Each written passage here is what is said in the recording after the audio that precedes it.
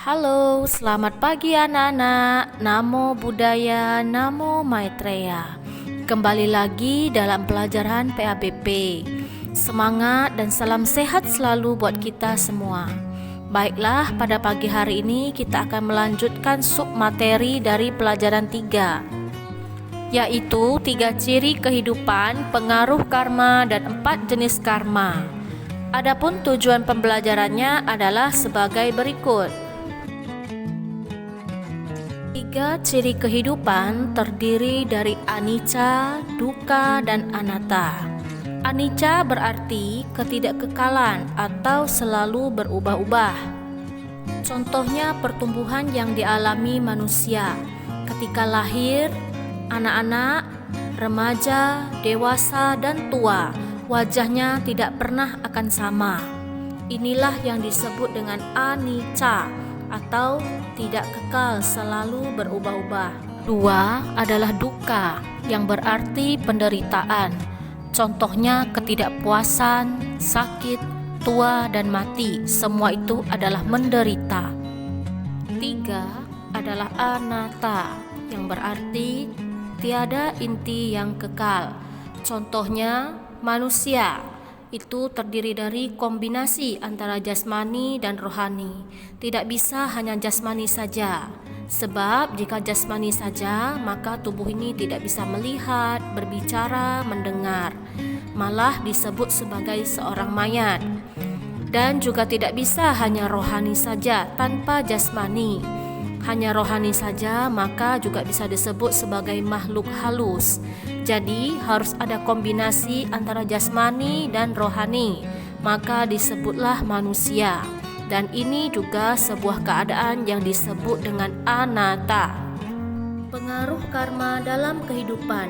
Sang Buddha bersabda dalam Anguttara 3 bagian 415, "Oh biku, kehendak untuk berbuat atau cetana itulah yang disebut dengan karma.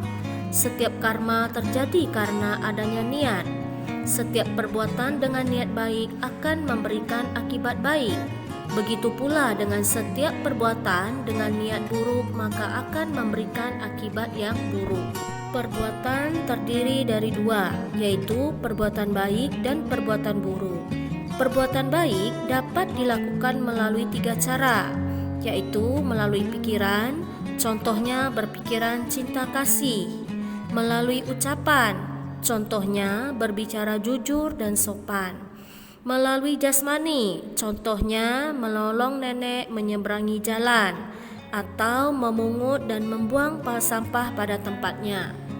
Perbuatan buruk juga dilakukan melalui 3 cara, yaitu melalui pikiran, contohnya berpikiran membenci, melalui ucapan, contohnya berbicara kasar, melalui badan jasmani, contohnya mengambil barang yang tidak diberikan. Anak-anak, perbuatan baik sangat bermanfaat untuk membuat masa depan kita bahagia. Perbuatan buruk akan memberikan akibat penderitaan. Oleh karena itu, marilah sama-sama kita memperbanyak perbuatan baik dan menghindari perbuatan buruk. 4 jenis karma. Yang pertama adalah karma gelap, hasil gelap. Yang artinya, jika kita berbuat melalui pikiran, ucapan, dan jasmani dengan niat yang buruk, maka karma gelap yang dihasilkan adalah penderitaan. Contohnya, makhluk yang terlahir di alam neraka adalah menderita disebabkan karena perbuatan buruk yang mereka lakukan. 2. Karma terang, hasil terang. Yang artinya, jika berbuat melalui pikiran, ucapan, dan jasmani dengan niat baik, maka karma terang yang dihasilkan adalah kebahagiaan. Contohnya, para dewa yang terlahir di alam surga menikmati kebahagiaan adalah akibat dari karma baiknya. 3. Karma terang dan gelap. Hasilnya juga terang dan gelap. Yang artinya ada campuran dari perbuatan baik dan buruk, kemudian menghasilkan penderitaan dan kebahagiaan. Contohnya adalah manusia yang terlahir di bumi, kadang merasa bahagia, kadang merasa sedih dan menderita. 4. Karma bukan gelap pun bukan terang, hasilnya juga bukan gelap maupun bukan terang. Yang artinya sebuah perbuatan tak dapat dinyatakan sebagai perbuatan baik ataupun perbuatan buruk, sehingga menyebabkan terjadinya kelahiran berulang-ulang kali. Oleh karena itu, Sang Buddha menunjukkan jalan mulia berunsur 8 agar dapat terbebas dari penderitaan dan mencapai kebahagiaan tertinggi yang disebut dengan Nibbana.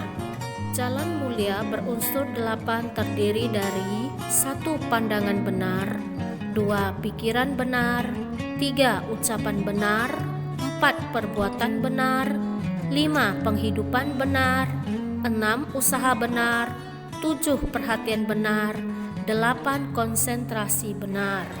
Nah, anak-anak, pembelajaran kita cukup sampai di sini. Keluarkanlah buku catatan, catatlah setiap tulisan penting yang muncul pada video ini, kemudian foto dan kumpulkan. Salam sehat buat kita semua. Namo Buddhaya.